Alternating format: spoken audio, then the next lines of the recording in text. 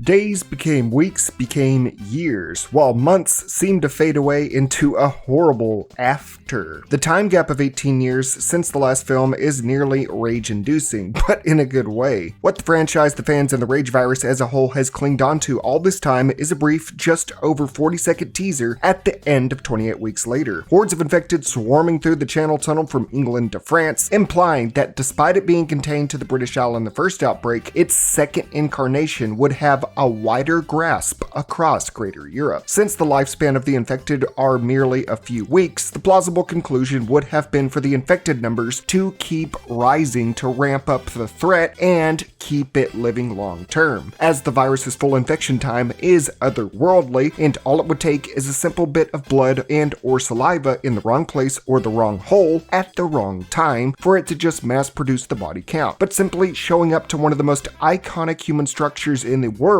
has a bit of travel time to consider. The fact that the aptly nicknamed channel that connects England to France is through the cities of both Folkestone in Kent, England, and the commune of, God, I feel like an American when I'm about to say this, but Coquelles? Yeah, we'll go with that, in Upper France, with Coquelles being nearly 300 kilometers away from the bright lights of Paris. The fact that the infected have all but traveled over 180 miles to get to the familiar site implies how out of hand it had gotten, and set up a world, or at least Eastern-centric world, of rage. However, that would not be the case. When trailers displayed the lone British island being the sole proprietor of the disease, even 28 years in, it had people buzzing about the fate of the rest of the civilized world. In a Reddit post to r/movies for the upcoming A24 film Warfare, one user simply asked 28 days and years later writer Alex Garland, is 28 weeks later canon to days/years? Whether it be jokingly or as a core part of the now continuing narrative, Alex Garland replied with this: "It's allowed for. We made the assumption that Paris got nuked." Ready. M.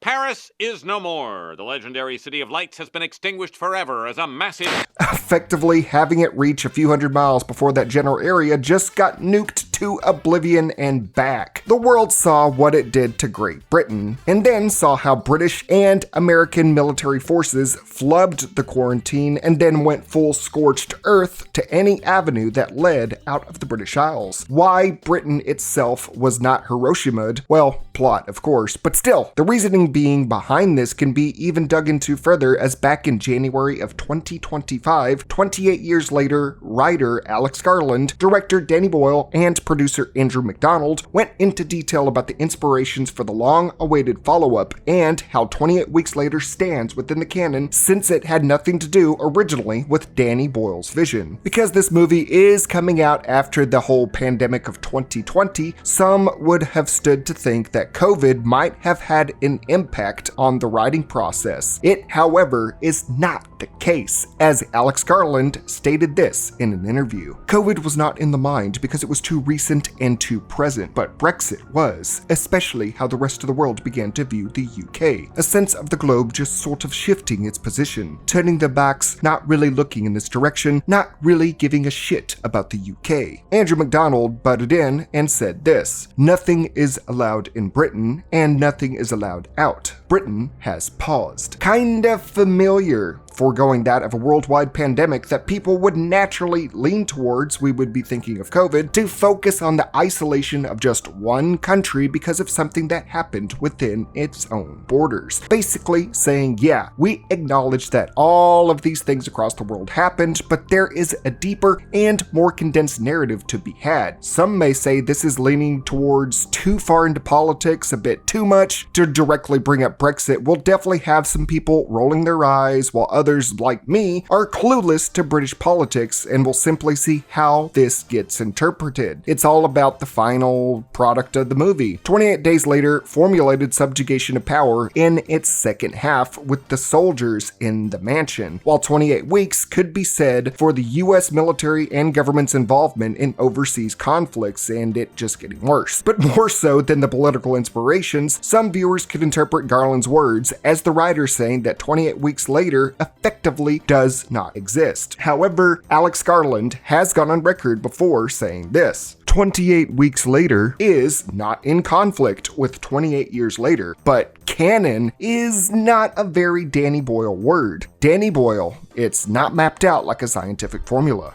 28 Years Later is basically both a direct sequel to Days Later and a soft reboot continuation of Days, considering how much they have planned for this new continuation now that we're getting Bone Temple releasing next year and an unnamed third title in the future. 28 Weeks won't come back as any kind of sort of continuation. Andy, Tammy, and Idris Elba's character Stone will not be back in the story in any shape or form. It's not looking like that. The same can be said for Selena and Hannah not returning from Days, but Jim, supposedly not that infected that we all thought it was, but he is supposedly coming back for Bone Temple, but he is not infected, don't worry. The idea of the immune carrier from 28 weeks later may not even return to the series, or it may have hinted at the evolved infected theory we have discussed on the channel before, where maybe some people can harbor the rage virus and make themselves stronger, who knows. Maybe the cult of the rage revolves around the carrier idea, but these are the basic concepts of it. It is the ideas that 28 weeks later introduced that will carry on into years, no matter how large or small they are. It is the fact that the United States tried to aid Britain in both cleanup, quarantine, and recovery efforts, only for it to not only fail, but backfire so horribly that it got off the British Isles like it was a round of Plague Inc. Those actions being a catalyst in universe to why no one else has come in to aid Britain in its now post-apocalyptic bloody state. Kind of like Train to Busan's sequel Peninsula, where the country became a lawless, zombie-ridden, forgotten homeostasis of time, to lend into the whole Brexit isolationism concept brought up by the writers, to let Britain and its homegrown virus be dealt amongst itself